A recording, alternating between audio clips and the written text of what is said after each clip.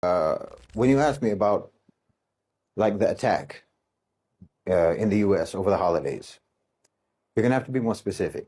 I mean, are you talking about the attack a couple of days before Christmas when a woman was set on fire on the New York subway? Is that what you're talking about, or you're talking about the guy who got pushed in front of the train, the subway train, on New Year's Eve day? Is that what you're talking about, or you're talking about the mass shooting on New Year's Eve in Illinois? Or the shooting in Mississippi, or the shooting in Ohio, or the shooting in Chicago, or you're talking about the mass shooting in New York on New Year's Eve, or is it the guy who drove his car into a crowd in New Orleans, or is it the Tesla truck that blew up in Las Vegas? Which one are you talking about? I'm going to need to know which one of these acts of wanton violence, which one of these acts of wanton violence is the one that interests you? Which one of these bothers you? I mean, I can guess. But for anyone who genuinely condemns violence, who genuinely detests, and who genuinely does condemn indiscriminate violence against innocent people, well, then you're going to have to explain to me the selectivity of your horror. Because you don't look like a people actually that's horrified by violence, frankly. I mean, that woman who was set on fire on the subway, your people were just filming it. The man who set her on fire, in fact, was just sitting on a bench watching her burn to death. People just walking past. Security people just walking past. It was the same nonchalance with which you have shrugged off the tens of thousands of innocent children, women, and men murdered on an industrial scale in Gaza. The same nonchalance, the same blasé attitude. So yes, it's a bit confusing. How exactly you choose which acts of depraved violence you decide are actually bad and are actually alarming.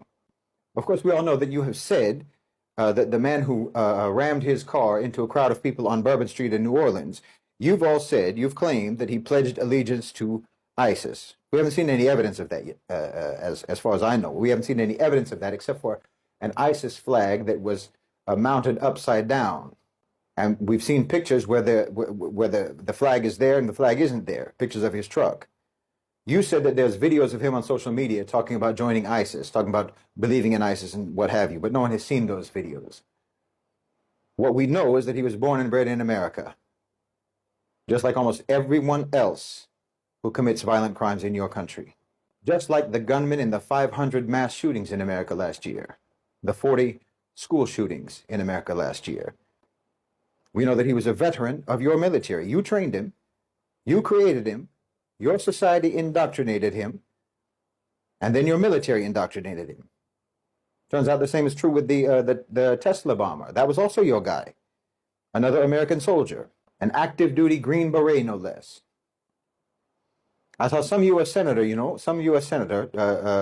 Randy Fine, tweeting something about how we have to do something about these violent Muslims, how Islam is this fundamentally broken and dangerous culture and we need to do something about it. That's Senator Randy Fine. He's from Florida. Okay. You had nearly 1,200 murders in Florida, Randy Fine, in 2024. That's over 7 per 100,000 people.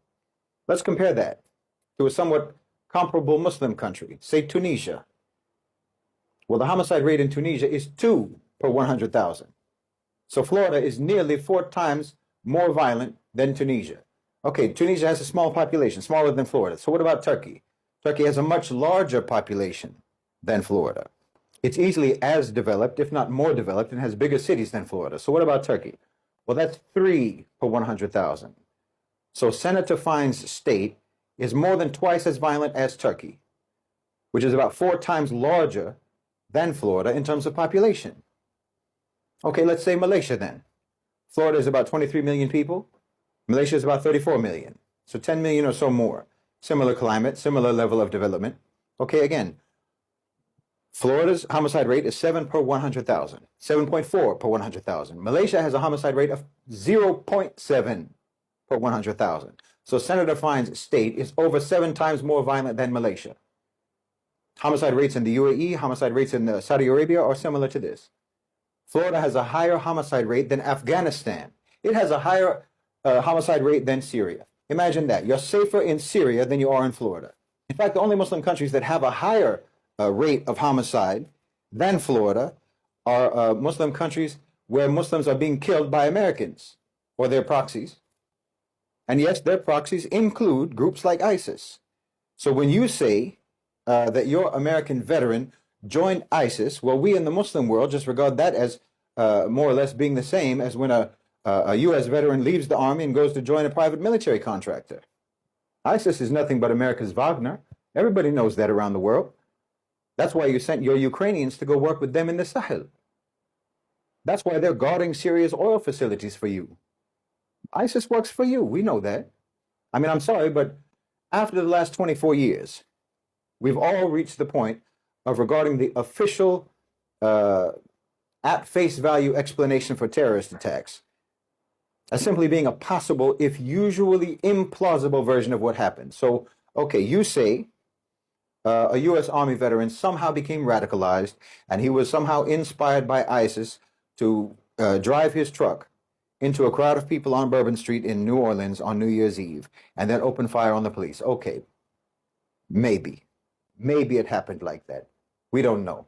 But you all created this skepticism by your nonstop lying and manipulation and by never actually ever demonstrating to the people that you are above sacrificing them, sacrificing your own citizens for political and economic gain, for political agendas.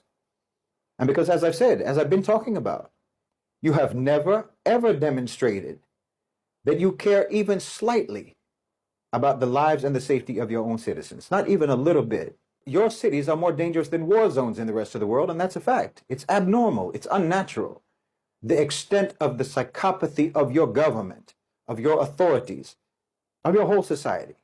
And you know, I'm not saying that the New Orleans attacker might not have been radicalized.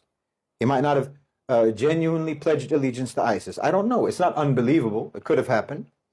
But I mean, who radicalized the rest of you then?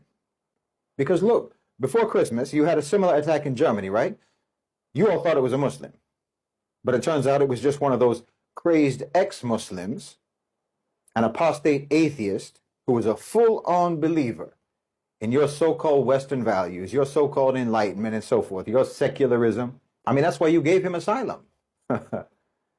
Because he was on your side.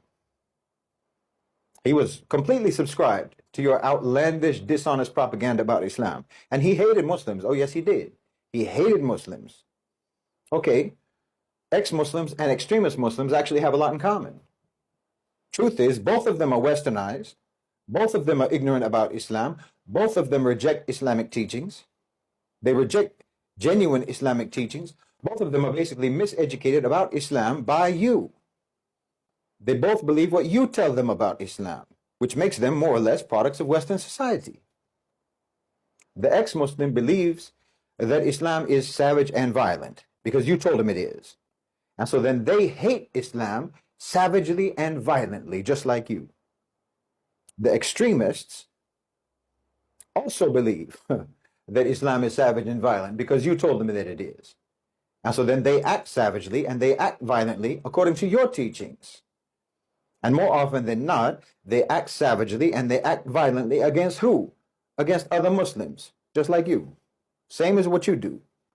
Everybody in the world knows who the problem is. Everyone in the world knows who's the most violent society on earth. Everyone knows the most violent culture on earth. Everyone knows who are the most vicious terrorists on earth. And it most certainly isn't the 2 billion Muslims of the world who collectively have the lowest rate of violent crime in the world and who are collectively the most victimized by Western violence. And I'm very sorry to tell you, but an American driving a car into a crowd of Americans in America doesn't change that reality. So you want us to condemn it? Well, of course we condemn it. We condemn all of your violence, whether you call it terrorism or you call it crime, whether you act alarmed about it or you act nonchalant about it. You treat it as mundane. It's all horrific and repugnant to us. It's all alarming to us. It's alarming to any civilized person who comes from a civilized society, where people don't act like that.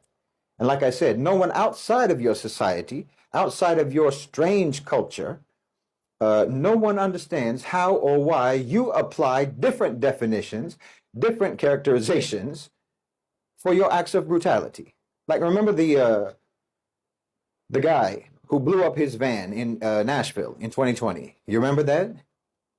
Somehow you just swept that under the rug, like it was nothing. You said that it wasn't terrorism. The man blew up his van outside of the AT&T building, shut down the internet in Nashville, and you said that he chose his time and place for maximum impact. That's what you said. That's what the FBI said. But then you also said it was just a suicide, not terrorism. Okay, why? You know, after that woman was burned to death in New York on the subway in New York, they caught guys a few days later trying to get on the train, trying to get on the subway with lit Molotov cocktails. That's also not terrorism.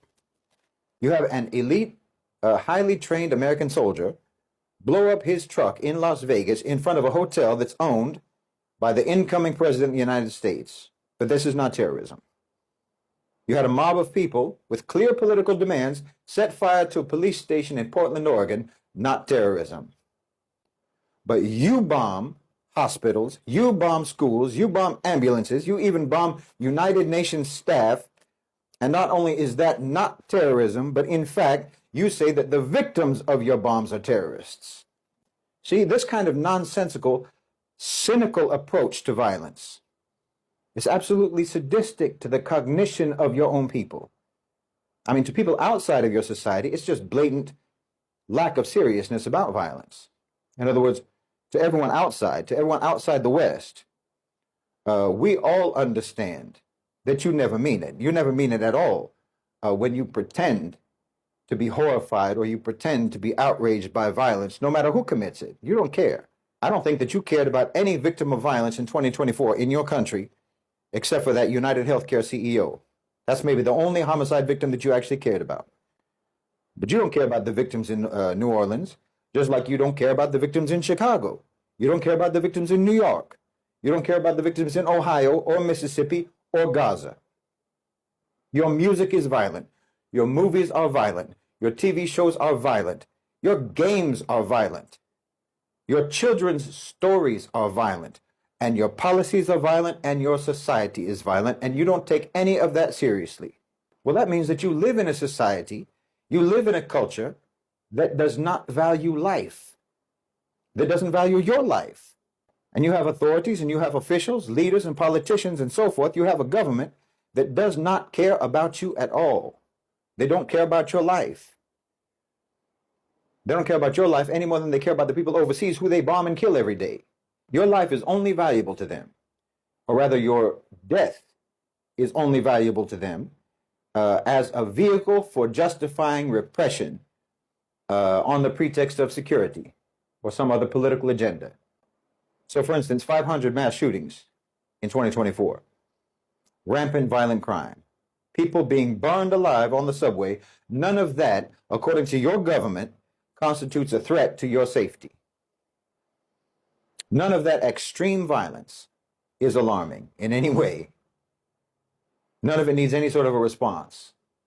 But the attacks in New Orleans, because allegedly there was an ISIS flag connected to it, that somehow is incredibly dangerous. I mean, aren't you tired? Aren't you tired of living in a society that holds you in such contempt?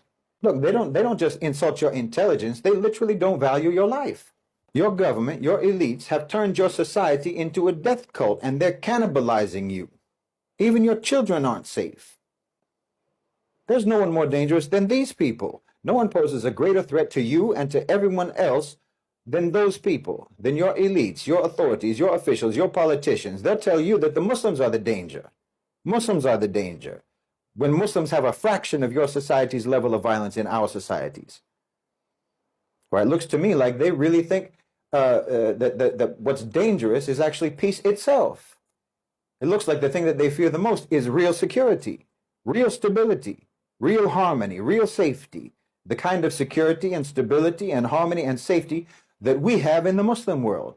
Or anyway, the safety that we have in the Muslim world until you invade, until you come over and you attack and you occupy our countries. We're perfectly fine and safe until you show up. Maybe that's what you mean, actually, by spreading your values, spreading your way of life. What you actually mean is to turn our countries into the dystopian war zones that your society is. And maybe that's what you mean also about Muslim immigration potentially endangering your culture, endangering your way of life, because it might actually civilize your society at some point.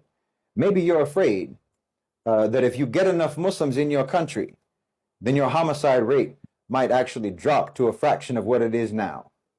And who knows? If people in America, if people in the West were actually secure in their lives, and they didn't have to worry about getting shot or set on fire every time they walk out the house or they send their kids to school, if they were actually safe and secure, well, maybe they'd be able to start concentrating on educating themselves about the world and about policy. And maybe they'd start trying to hold their politicians and their oligarchs accountable. And maybe they would actually try to build a society, and they'd have the time and the safety and the security to build a society on justice and economic fairness. You know, come to think of it, I can actually see exactly why Muslims are so scary to your power structure.